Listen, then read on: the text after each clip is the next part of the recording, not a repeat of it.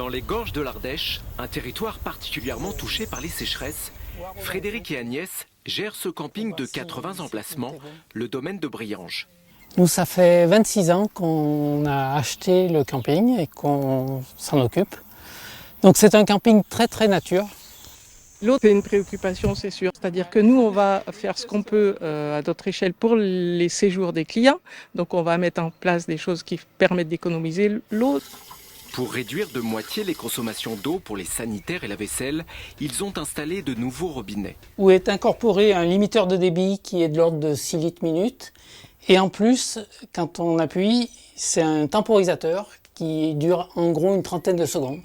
Ce qui fait que chaque fois qu'on appuie, on utilise entre 2 et 3 litres d'eau, donc c'est pas beaucoup.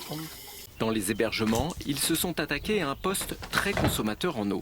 On a enlevé les toilettes classiques pour mettre à la place des toilettes sèches. Les toilettes sèches qui permettent de plus consommer d'eau. Sur l'année, on estime à peu près notre économie autour de 100 000 litres.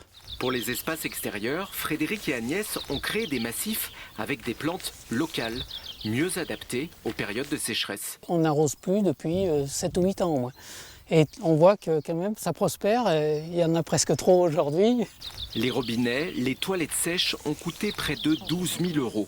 Un investissement conséquent pour cette petite entreprise. La moitié a été financée par le fonds tourisme durable de l'ADEME. C'est de l'investissement et pas seulement financier, parce que c'est aussi une organisation. Donc ça veut dire une équipe qui vient gérer les toilettes sèches, l'entretien, voilà. Mais on ne regarde pas que les sous quand on fait ce genre de démarche. Agnès et Frédéric récupèrent aussi l'eau de nettoyage des légumes de leur restaurant dans une mare. Ils l'utilisent ensuite pour arroser les plantes aromatiques.